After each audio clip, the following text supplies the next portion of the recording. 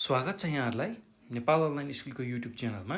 कक्षा 11को सामाजिक अध्ययन तथा जीवनोपयोगी शिक्षा भन्ने जुन विषय छ त्यो विषय अन्तर्गत रहेको इकाइ 8मा पर्ने संविधान र नागरिक चेतना अन्तर्गतको पाठ 4मा रहेको राष्ट्र, राष्ट्रियता र राष्ट्रिय सुरक्षाको विषयमा आज हामीले यो भिडियोमा चर्चा गर्न गइरहेको छौँ।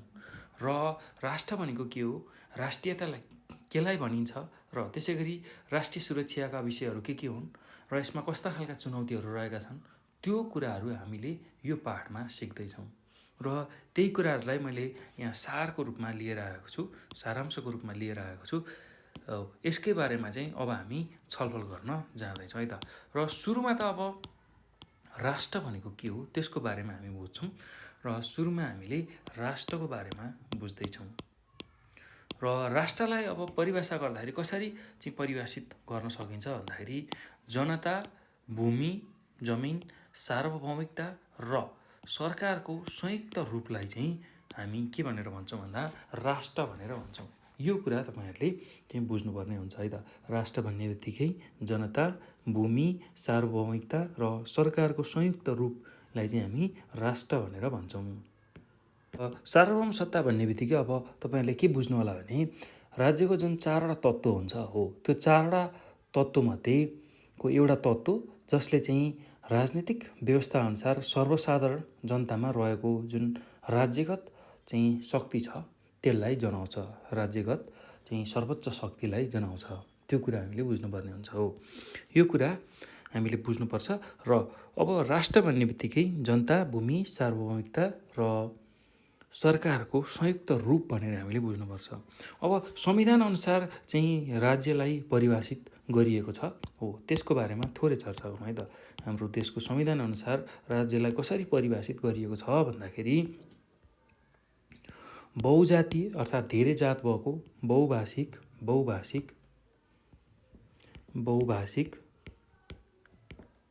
त्यसै गरी बहुधार्मिक, बहुसांस्कृतिक विशेषतायुक्त, भौगोलिक विविधतामा रहेका समान आकांक्षा र नेपालको राष्ट्रिय स्वतन्त्रता, भौगोलिकता अथवा भौगोलिक अखण्डता, राष्ट्रिय हित तथा समृद्धिप्रति आस्थावान रही एकताको सूत्रमा आबद्ध सबै नेपाली जनता चाहिँ त्यसको समष्टता नै राष्ट्र हो भनेर हामीले भन्छौँ है त। र संविधान अनुसार राष्ट्रलाई परिभाषा गर्दाखेरि अथवा राष्ट्रलाई चाहिँ चिनाउँदाखेरि राष्ट्रको परिभाषा दिँदाखेरि कसरी दिन सकियो भन्दाखेरि बहुजातीय, बहुभाषिक, बहुधार्मिक, बहुसांस्कृतिक विशेषतायुक्त, भौगोलिक विविधतामा रहेका समान आकांक्षा र नेपालको राष्ट्रिय स्वतन्त्रता, भौगोलिक अखण्डता, राष्ट्रिय हित तथा समृद्धिप्रति आस्थावान रही एकताको सूत्रमा आबद्ध सबै नेपाली जनता चाहिँ समष्टमा राष्ट्र हो अथवा समष्ट रूपमा चाहिँ राष्ट्र हो भनेर हामीले चाहिँ बुझ्नुपर्ने हुन्छ। र संविधान अनुसार यो व्याख्या भएको छ। बहुजातीय भनेको धेरै जात जाति, त्यसै गरी धेरै भाषा, धेरै धर्म, धेरै संस्कृति हो यस्ता खालका विशेषता र भौगोलिक विविधता जुन हिमाल, पहाड, तराई छ त्यो विविधतामा रहेका समान आकांक्षा, एउटै आकांक्षा, सबैको आकांक्षा, सबै जनताको आकांक्षा भनेको देशको समृद्धि हो, उनीहरूको आर्थिक विकास हो र देशको समृद्धि हो त्यस्तो खालको आकांक्षा। र नेपालको राष्ट्रिय स्वतन्त्रता भन्नुको मतलब राष्ट्र स्वतन्त्र हुनु पर्यो, कसैको दबाब हुनु भएन, कसैको हस्तक्षेप हुनु भएन। त्यसै गरी भौगोलिक अखण्डता अर्थात् हाम्रो जुन देशको भूगोल छ त्यो टुक्रिनु भएन।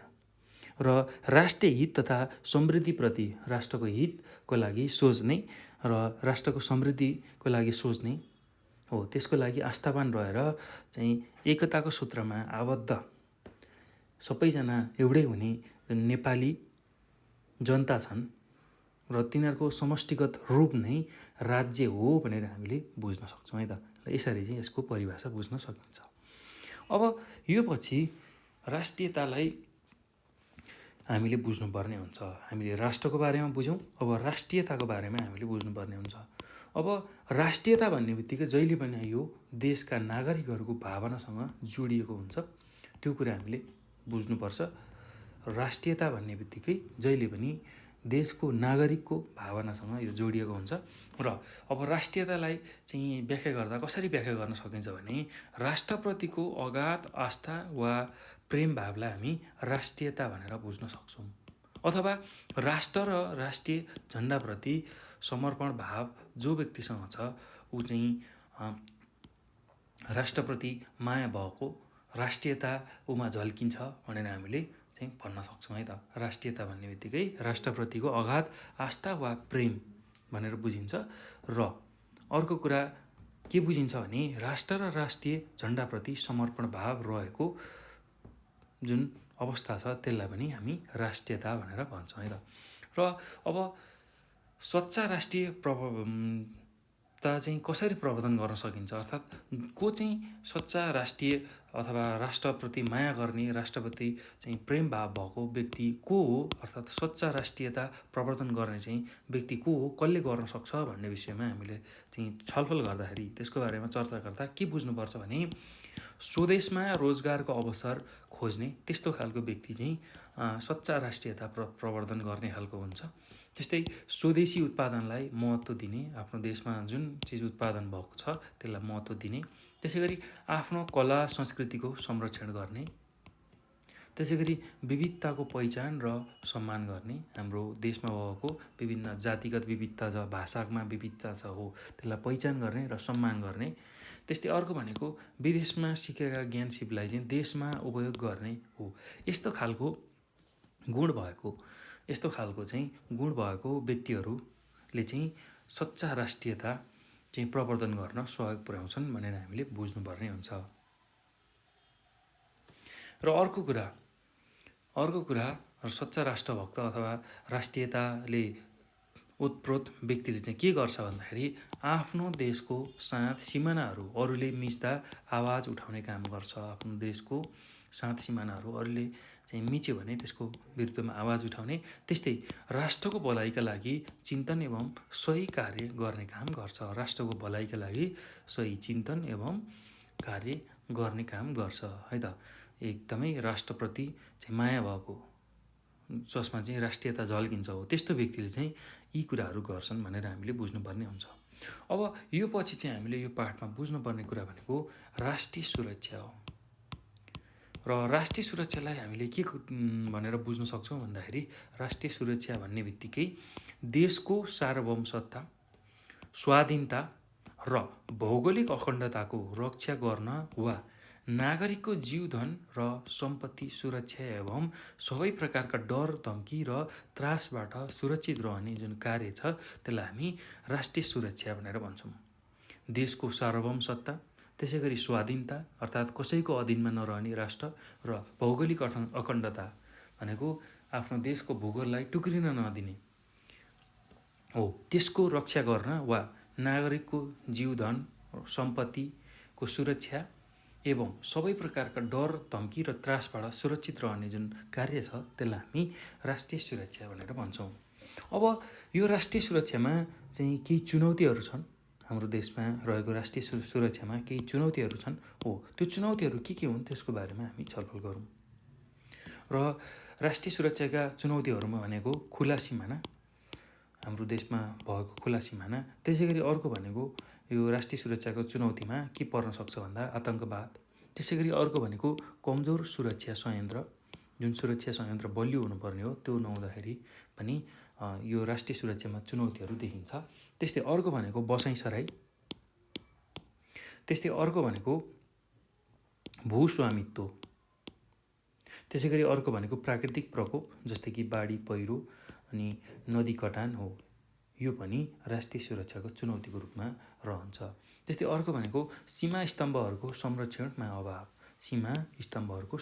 अभाव, र त्यसै गरी अर्को भनेको कानुनी तथा अन्य नियमहरूको चाहिँ अध्ययनको अभाव, कानुन र अन्य नियमहरूको अध्ययनको अभाव। त्यस्तै राष्ट्रिय सुरक्षाको अर्को चुनौती भनेको सुरक्षाकर्मीद्वारा चाहिँ सीमा सम्बन्धी सन्धि सम्झौताको उल्लङ्घन, सुरक्षाकर्मीद्वारा नै सीमा सम्बन्धी चाहिँ सन्धि सम्झौता उल्लङ्घन भयो भने त्यति बेला हामीले के भन्छौँ भन्दाखेरि यो चाहिँ राष्ट्रिय चुनौती जुन चाहिँ सुरक्षामा हुन्छ राष्ट्रिय सुरक्षाको चुनौतीको रूपमा रहेको छ भनेर बुझ्न सक्छौँ है त। यति कुरा तपाईँहरूले बुझ्नु होला। अब यो राष्ट्रिय जुन सुरक्षा छ यसको सम्बन्धी केही नीतिहरू छ संविधानमा, त्यो के हो त्यसलाई पनि बुझौँ है त। नेपालको संविधानका नेपालको संविधानको चाहिँ विशेष गरेर धारा 51, नेपालको संविधानको धारा 51मा राज्यका नीति अन्तर्गत राष्ट्रिय एकता र राष्ट्रिय सुरक्षा सम्बन्धी केही नीतिहरू बनेका छन्। नेपालको संविधान 2072 अनुसार त्यसको धारा 51मा चाहिँ राज्यको नीति अन्तर्गत राष्ट्रिय एकता, राष्ट्रलाई चाहिँ कसरी एकजुट बनाउने अथवा राष्ट्रिय एकता कसरी कायम गर्ने र राष्ट्रिय सुरक्षा सम्बन्धी केही नीतिहरू बनेका छन्। हो, त्यो के हुन् भन्दाखेरि पहिलो नीति के छ भन्दाखेरि नेपालले अथवा नेपालको सार्वभौमसत्ता, त्यसै गरी स्वतन्त्रता, भौगोलिक अखण्डता र स्वाधीनताको संरक्षण गर्दै राष्ट्रिय एकतामा अक्षुण्ण राख्ने भनेर चाहिँ हामीले बुझ्नुपर्ने हुन्छ है त।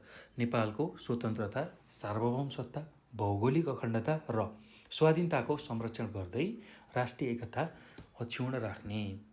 त्यस्तै दोस्रो भनेको विभिन्न जात, जाति, धर्म, संस्कृति र सम्प्रदायबीच पारस्परिक सद्भाव, सहिष्णुता र ऐक्यबद्धता कायम गरी सङ्घीय एकाइबीच परस्पर सहयोगात्मक सम्बन्ध विकास गर्दै राष्ट्रिय एकता चाहिँ प्रदर्शन गर्ने।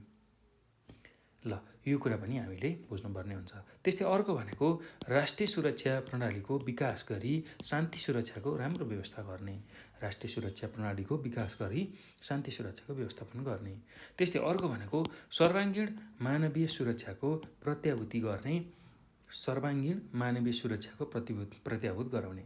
जोसुकै व्यक्ति होस्, राज्यको जोसुकै व्यक्ति होस्, उसको लागि चाहिँ सुरक्षा प्रदान गर्ने, उसलाई कुनै पनि डर, त्रास, धम्की हो यस्तो खालको कुनै पनि चिज हुनु भएन। यो कुरा संविधानमा उल्लेख छ। र अर्को भनेको राष्ट्रिय आवश्यकता अनुरूप नागरिकलाई राष्ट्रको सेवा गर्न तत्पर र सक्षम बनाउने। राष्ट्रको आवश्यकता अनुसार चाहिँ प्रत्येक नागरिकलाई राष्ट्रको सेवा गर्न तत्पर र सक्षम बनाउने। यो कुरा पनि संविधानमा उल्लेख गरिएको छ। अब अर्को कुरा हामीले यो पाठमा जान्नै पर्ने कुरा भनेको नेपालको जुन राष्ट्रिय सुरक्षा छ त्यसलाई चाहिँ कसले चाहिँ सुरक्षा दिइरहेछन्, नेपालको राष्ट्रिय सुरक्षामा को सहभागी भइरहेछन् भन्दाखेरि नेपाली सेना, त्यसै गरी रक्षा मन्त्रालय, गृह मन्त्रालय, सशस्त्र प्रहरी बल, त्यसै गरी नेपाल प्रहरी र राष्ट्रिय अनुसन्धान विभाग चाहिँ यो नेपालको राष्ट्रिय सुरक्षाको लागि काम गरिरहेका छन्। हो, यति कुरा चाहिँ तपाईँहरूले चाहिँ यो पाठमा बुझ्नुपर्छ है त। मुख्य सारको रूपमा यो पाठमा तपाईँहरूले जान्नै पर्ने कुरा भनेको विशेष गरेर चाहिँ के हो भन्दाखेरि राष्ट्र भनेको के हो, त्यसै गरी राष्ट्रियता र राष्ट्रिय सुरक्षा र राष्ट्रिय सुरक्षामा के चुनौतीहरू रहेका छन् र संविधान अनुसार राष्ट्रिय जुन सुरक्षा छ त्यसलाई चाहिँ कसरी अगाडि बढाइएको छ, कस्तो खालको नीति लिएको छ भन्ने कुरा चाहिँ यो पाठमा तपाईँहरूले जान्नै पर्ने कुरा हो है त। ल, यति कुराहरू तपाईँहरूले जान्नु होला। र यो पछि अब हामी यो पाठमा सोध्न सक्ने खालको सम्भावित प्रश्नहरूको बारेमा चाहिँ चर्चा गर्नेछौँ। र अब यसमा पहिलो प्रश्न तपाईँहरूलाई के सोध्न सक्छ, यो पाठबाट सोध्न सक्ने खालको प्रश्नको बारेमा चाहिँ कुरा गर्दाखेरि ल, अब पहिलो प्रश्न तपाईँहरूलाई के सोध्न सक्छ भने खुल्ला सिमानाबाट देशलाई पुग्न गएको फाइदा र बेफाइदाको उल्लेख गर्नुहोस् भनेर सोध्न सक्छ। अब यसको उत्तरमा हामीले के कुराहरू लेख्छौँ भन्दाखेरि खुल्ला सिमानाबाट देशलाई पुग्न गएका फाइदाहरू, देशमा खुल्ला सिमाना हुँदाखेरि कस्तो खालको फाइदाहरू हुन्छन् भन्दाखेरि अब त्यसलाई बुनागत रूपमा लेख्न सकिन्छ। पहिलो फाइदा भनेको आवत जावतमा सहज हुन्छ। त्यस्तै दोस्रो फाइदा भनेको आवश्यक सामान चाहिँ ल्याउन सजिलो हुन्छ। देशलाई आवश्यक परेको सामानहरू ल्याउन सजिलो हुन्छ। त्यसै गरी अर्को के फाइदा हुन्छ भन्दाखेरि देशको उत्पादन सजिलै चाहिँ अरू देशमा निर्यात गर्न सकिन्छ। त्यसै गरी अर्को भनेको पासपोर्ट वा प्रवेश आज्ञाको आवश्यकता नपर्ने हुन्छ, अर्को फाइदा भनेको। त्यसै गरी अर्को फाइदा भनेको औषधि उपचार गराउन सहज हुन्छ, औषधि उपचार गराउन सहज हुन्छ भनेर हामीले लेख्न सक्छौँ। त्यस्तै अर्को भनेको विवाह सम्बन्ध वा सांस्कृतिक सम्बन्ध स्थापना गर्न सजिलो हुन्छ अथवा सकिन्छ भनेर हामीले लेख्न सक्छौँ। त्यसै गरी अर्को खुला सिमानाको फाइदा भनेको रोजगारीमा सहज हुन्छ, रोजगारीमा सहज हुन्छ। त्यस्तै अर्को यसको फाइदा भनेको धार्मिक तथा सांस्कृतिक सम्बन्धमा सहजता हुन्छ। त्यसै गरी अर्को यसको फाइदा भनेको पर्यटन र व्यवसायमा चाहिँ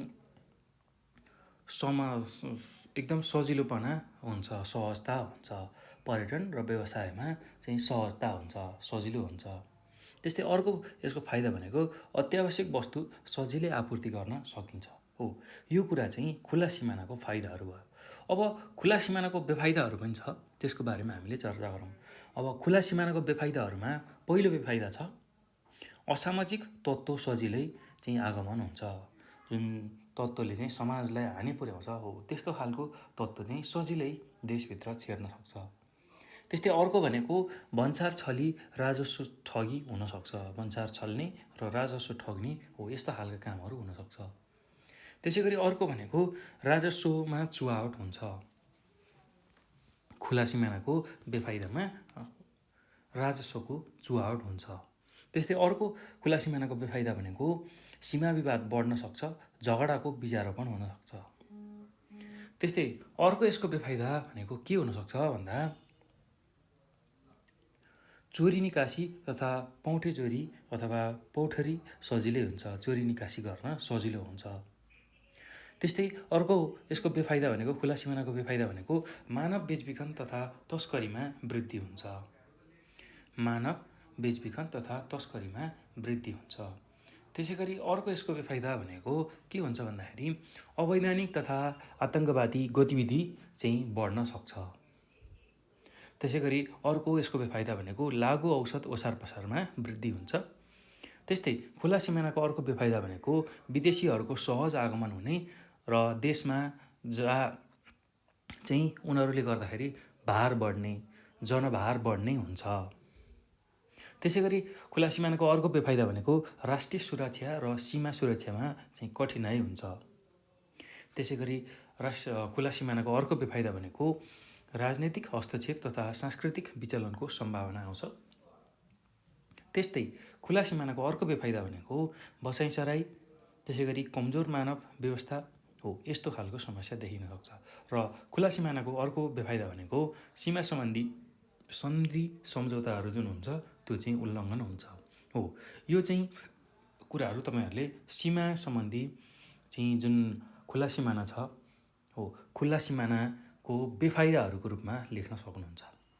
ल, यति कुरा तपाईँहरूले यसको उत्तरमा लेख्नु होला। र अब यो पछि तपाईँहरूलाई अर्को प्रश्न के सोध्न सक्छ भन्दाखेरि राष्ट्रिय सुरक्षाको परिचय दिनुहोस् भनेर यसरी परिचय दिने खालको प्रश्न सोध्न सक्छ। र यस्तो खालको प्रश्न चाहिँ तपाईँहरूलाई 1 मार्क्समा अर्थात् 1 मार्क्समा 1 अङ्कमा सोध्ने गर्छ प्रायः जसो। र राष्ट्रिय सुरक्षाको परिचय दिनुहोस् भनेको छ। अब यसको उत्तरमा हामीले देशको सार्वभौमिकता, स्वाधीनता र भौगोलिक अखण्डताको रक्षा, नागरिकको जीवधन सम्पत्ति सुरक्षा तथा सबै प्रकारका डर, त्रास, धम्की वा त्रासबाट सुरक्षित हुने कार्यलाई राष्ट्रिय सुरक्षा भनेर भनिन्छ। यो कुरा तपाईँहरूले यसको परिभाषामा लेख्न सक्नुहुन्छ। अझै यसमा के थप्न सकिन्छ भने देशमाथि बाह्य आक्रमण, देशभित्र राजनैतिक, प्रशासनिक वा देशको शान्ति एवं स्थिरतामा बाधा पुर्याउने, आतङ्कवादी गतिविधि सञ्चालन हुने जसबाट नागरिकको जीवधन तथा सुरक्षा खतरामा पर्ने अथवा खतरा उत्पन्न हुने आदि कार्य राष्ट्रिय सुरक्षासँग सम्बन्धित हुन्छन्। देश र देशको जनताको सुरक्षा नै राष्ट्रिय सुरक्षा हो। राष्ट्रिय सुरक्षा भन्नाले देशको सार्वभौम सत्ता, स्वाधीनता, भौगोलिक अखण्डताको रक्षा गर्न वा नागरिकको जीवधन सम्पत्ति सुरक्षा एवं सबै प्रकारका डर, त्रास र धम्कीबाट सुरक्षित राख्ने कार्य हो। सरकारले आफूमा निहित राजनीतिक, आर्थिक, सैनिक शक्ति तथा कूटनीतिको माध्यमबाट राष्ट्रिय सुरक्षा कायम गरेको हुन्छ भनेर हामीले लेख्न सक्छौँ है त। त्यस्तै अब राष्ट्रिय सुरक्षाको परिचय दिँदाखेरि यति कुराहरू हामीले लेख्नु पर्यो। अब अर्को प्रश्न तपाईँहरूलाई यो पाठमा सोध्न सक्ने खालको अर्को प्रश्न के रहेको छ भन्दाखेरि राष्ट्रियता प्रवर्धन गर्ने उपायहरूको सूची तयार पार्नुहोस् भनेर प्रश्नले सोधेको छ। ल अब राष्ट्रिय प्रवर्धन गर्न कस्तो खालको उपायहरू हामीले अपनाउन सक्छौँ त्यसको बारेमा हामीले लेख्नुपर्ने छ। अब यसको उत्तरमा हामीले के कुराहरू लेख्न सक्छौँ भने राष्ट्रिय जुन हाम्रो राष्ट्रको राष्ट्रियता छ हो त्यो राष्ट्रियतालाई प्रवर्धन गर्ने उपायहरू भनेको पहिलो उपाय भनेको देशप्रति भक्ति भावना जगाउने खालको कार्यक्रमहरू सञ्चालन गर्ने। दोस्रो भनेको देशभक्त राष्ट्रप्रेम र राष्ट्रियता सम्बन्धी पाठहरू चाहिँ विद्यालयको पाठ्यक्रममा समावेश गर्ने। देशभक्ति राष्ट्रप्रेम राष्ट्रियता सम्बन्धी पाठहरू चाहिँ विद्यालयको पाठ्यक्रममा समावेश गर्ने। त्यस्तै तेस्रो भनेको स्वदेशी उत्पादनलाई महत्त्व दिने। स्वदेशी उत्पादनलाई महत्त्व दिने। त्यसै गरी चौथोमा आफ्नो कला संस्कृतिको संरक्षण एवं सम्वर्धन गर्ने। आफ्नो कला संस्कृतिको संरक्षण एवं सम्वर्धन गर्ने। त्यसै गरी अर्को बुँदामा राष्ट्रिय महत्त्वका सम्पदा सांस्कृतिक विशेषता भएको स्थानहरूको संरक्षण एवं सम्वर्धन गर्ने। त्यसै गरी अर्को बुँदामा के लेख्न सक्नुहुन्छ भने विदेशका जुन सिप छ अथवा विदेशमा जसले सिप सिकेर आएको हुन्छ हो त्यो सिप र प्रविधिलाई चाहिँ स्वदेशमा प्रयोग गर्ने। त्यसै गरी अर्को बुँदामा के लेख्न सक्नुहुन्छ भने देशको अखण्डता सार्वभौम सत्तामाथि कसैले प्रहार गरे सोको विरुद्धमा आवाज उठाउने र प्रतिरक्षामा चाहिँ संलग्न हुने भनेर हामीले लेख्न सक्छौँ। त्यस्तै अर्को बुँदामा के लेख्न सकिन्छ भने राष्ट्रको उत्थान र भलाइका लागि कार्य गर्ने। त्यसै गरी राष्ट्रियता प्रवर्धन गर्न अर्को के गर्न सकिन्छ भन्दाखेरि देशको गौरवमय इतिहासलाई भावी पुस्तामा हस्तान्तरण गर्ने, जहाँ गए पनि देशको गौरवमा आँच आउने खालको कार्यहरू नगर्ने। त्यस्तै राष्ट्रियता प्रवर्धन गर्नको लागि अर्को के गर्न सकिन्छ भन्दाखेरि राष्ट्रिय आवश्यकता अनुरूप नागरिकलाई राष्ट्रको सेवा गर्न तत्पर र सक्षम बनाउने। त्यसै गरी राष्ट्रिय प्रवर्धन गर्ने अर्को उपायमा विभिन्न जात जाति धर्म भाषा संस्कृति र सम्प्रदाय बीच पारस्परिक सद्भाव सहिष्णुता र ऐक्यबद्धता कायम गरी सङ्घीय इकाइ बीच परस्परमा सहयोगात्मक सम्बन्ध विकास गर्ने। त्यस्तै राष्ट्रिय एकतामा चाहिँ प्रवर्धन गर्न जसले चाहिँ मद्दत गर्छ भनेर हामीले लेख्न सक्छौँ। त्यसै गरी अब राष्ट्रिय प्रवर्धन जुन राष्ट्रियता प्रवर्धन गर्न चाहिँ अर्को के उपाय गर्न सकिन्छ भन्दाखेरि पूर्व कर्मचारी सैनिक र प्रहरी लगायतका सबै राष्ट्र सेवकहरूमा रहेको ज्ञान सिप र अनुभवलाई राष्ट्रहितमा समुचित रूपमा उपयोग गर्ने भनेर हामीले लेख्न सक्छौँ। हो यो गरियो भने चाहिँ हामीले राष्ट्रियता प्रवर्धन गर्न सक्छौँ। ल राष्ट्रियता प्रवर्धनमा के उपायहरू गर्न सकिने रहेछ भन्दाखेरि पहिलो उपाय भनेको देशप्रति भक्ति भावना जगाउने कार्यक्रम गर्ने। त्यसै गरी दोस्रो उपाय भनेको राष्ट्रियता प्रवर्धन गर्ने उपायमा देशभक्ति राष्ट्रप्रेम राष्ट्रियता सम्बन्धी पाठहरू विद्यालयको पाठ्यक्रममा राख्ने। त्यस्तै राष्ट्रियता प्रवर्धन गर्न स्वदेशी उत्पादनलाई महत्त्व दिने। त्यसै गरी राष्ट्रियतालाई प्रवर्धन गर्न आफ्नो कला संस्कृतिको संरक्षण एवं सम्वर्धन गर्ने। त्यसै गरी राष्ट्रियता प्रवर्धन गर्न आफ्नो जुन राष्ट्रिय महत्त्वका सम्पदा छ संस्कृति छ र त्यस्तो खालको स्थानहरूको संरक्षण एवं सम्वर्धन गर्न सहयोग गर्ने। त्यसै गरी राष्ट्रियता प्रवर्धन गर्न चाहिँ विदेशमा सिकेका सिप र प्रविधिलाई स्वदेशमा प्रयोग गर्ने। त्यसै गरी राष्ट्रियता प्रवर्धन गर्नको लागि देशको अखण्डता सार्वभौमिकतामाथि कसैले प्रहार गरेमा त्यसको विरुद्ध आवाज उठाउने र प्रतिरक्षामा संलग्न हुने। त्यसै गरी राष्ट्रको उत्थान र भलाइका लागि कार्य गर्ने। त्योबाट पनि राष्ट्रियता प्रवर्धनमा सहयोग पुग्छ। त्यसै गरी राष्ट्रियता चाहिँ प्रवर्धन गर्न अर्को के गर्न सकिन्छ भने देशको गौरवमय इतिहासलाई भावी पुस्तामा हस्तान्तरण गर्ने र आफ्नो देशमा आँच आउने काम कहिले नगर्ने। त्यस्तै अब राष्ट्रियता प्रवर्धन गर्न अर्को के गर्न सकिन्छ भने राष्ट्रिय आवश्यकता अनुरूप नागरिकलाई राष्ट्रको सेवा गर्न तत्पर र सक्षम बनाउने। त्यसै गरी अर्को बुँदामा के लेख्न सक्नुहुन्छ भने राष्ट्रियता प्रवर्धन गर्न राष्ट्रिय आवश्यकता अनुरूप नागरिकलाई राष्ट्रको सेवा गर्न हर हमेसा तयारी अवस्थामा राख्ने। त्यसै गरी अर्को के गर्न सकिन्छ भने विभिन्न जात जाति धर्म भाषा संस्कृति र सम्प्रदाय बीच पारस्परिक सद्भाव सहिष्णुता ऐक्यबद्धता कायम गरी सङ्घीय इकाइ बीच परस्परमा सहयोगात्मक सम्बन्ध विकास गर्ने, राष्ट्रिय एकतालाई प्रवर्धन गर्ने, यो कुरा गर्न सकिन्छ। त्यसै गरी अर्को के गर्न सकिन्छ भने पूर्व कर्मचारी, सैनिक र प्रहरी लगायतका राष्ट्र सेवकहरूमा रहेको ज्ञान, सिप र अनुभवलाई राष्ट्रहितमा समुचित प्रयोग गर्ने भनेर हामीले लेख्न सक्छौँ है त। ल त्यस्तै अब अर्को प्रश्न तपाईँहरूलाई यही पाठबाट के सोध्न सक्छ भन्दाखेरि राष्ट्रिय सुरक्षाका चुनौतीहरू के हुन् भनेर सोध्न सक्छ। ल अब यसमा हामीले के उत्तर लेख्न सक्छौँ भन्दाखेरि राष्ट्रिय सुरक्षाका चुनौतीहरू निम्नअनुसार छन् भनेर बुँदागत रूपमा त्यो चुनौतीहरूलाई लेख्न सक्छौँ। अब पहिलो चुनौती के हुनसक्छ भन्दाखेरि खुला सिमाना। त्यस्तै अर्को चुनौती भनेको चाहिँ कमजोर सुरक्षा संयन्त्र। राष्ट्रिय सुरक्षामा अर्को चुनौती भनेको भूस्वामित्व।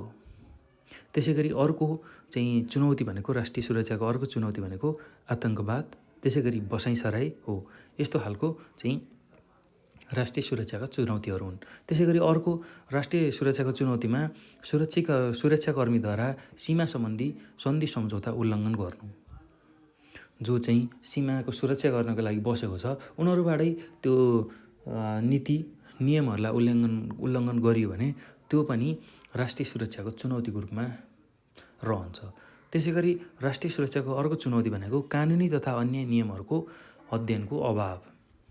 त्यसै गरी राष्ट्रिय सुरक्षाको अर्को चुनौती भनेको सिमानामा स्तम्भहरूको संरक्षणको अभाव। त्यसै गरी राष्ट्रिय सुरक्षाको चुनौतीमा अर्को के पर्छ भन्दाखेरि प्राकृतिक प्रकोप, बाढी पहिरो र नदी कटान। त्यसै गरी अर्को सुरक्षा चुनौती भनेको जासुसी कार्यबाट आन्तरिक मामिलालाई जोगाउनु, त्यो पनि राष्ट्रिय सुरक्षाको चुनौती अन्तर्गत पर्छ। त्यस्तै अर्को भनेको राष्ट्रिय सुरक्षाको चुनौतीमा आप्रवासी नियन्त्रण हो। र त्यसै गरी राष्ट्रिय सुरक्षाको चुनौतीमा शक्ति राष्ट्रको धम्कीपूर्ण व्यवहार हो। यो सबै कुराहरू चाहिँ राष्ट्रिय सुरक्षाका चुनौतीहरूमा आउँछन् भनेर हामीले लेख्नुपर्ने हुन्छ है त। ल यति कुरा तपाईँहरूले यो पाठमा बुझ्नुपर्छ।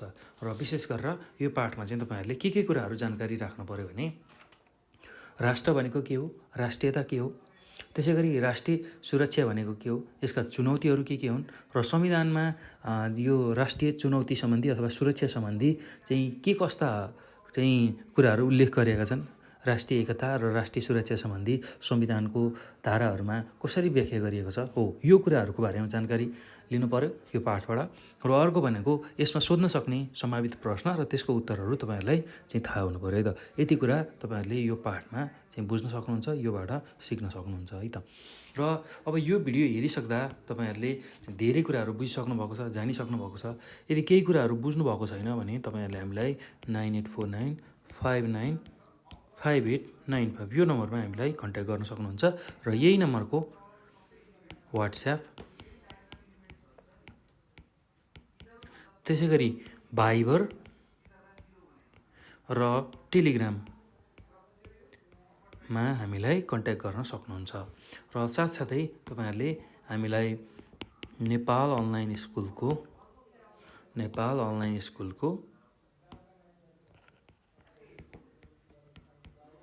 स्कुलको फेसबुक, टिकटक र इन्स्टाग्राममा पनि हामीलाई फलो गर्न सक्नुहुन्छ। र विशेष गरेर तपाईँहरूले टिकटकलाई चाहिँ फलो गर्न नछुटाउनु होला, किनभने हामीले समय समयमा टिकटकबाट चाहिँ तपाईँहरूकै लागि आवश्यक पर्ने क्लासहरूको लाइभ गरिरहेका हुन्छौँ। त्यो लाइभहरू नछुटाउनको लागि टिकटकलाई तपाईँहरूले फलो गर्नु होला। र साथसाथै अब यो भिडियो हेरिसकेपछि यसलाई चाहिँ सक्दो सेयर गर्नु होला, लाइक गर्नु होला, कमेन्ट गर्नु होला र नेपाल अनलाइन स्कुलको युट्युब च्यानललाई सब्सक्राइब गर्न नभुल्नु होला। र साथै नोटिफिकेसन पनि अन गरेर राख्नुहोस् ताकि हामीले अपलोड गर्ने भिडियो सबैभन्दा पहिला तपाईँहरूले चाहिँ त्यसलाई हेर्न सक्नुहोस् है त। त्यो भएर नेपाल अनलाइन स्कुलको युट्युब च्यानल सब्सक्राइब गरेर राख्नुहोस्। यस्तै खालको एजुकेसनल कन्टेन्टहरू हामी तपाईँहरूको माझ लिएर आउँछौँ। र यति भन्दै म यो भिडियोबाट बिदा हुन्छु। तपाईँको समय शुभ रहोस् र सबैजनालाई यो भिडियो हेर्नु भएकोमा धेरै धेरै धन्यवाद।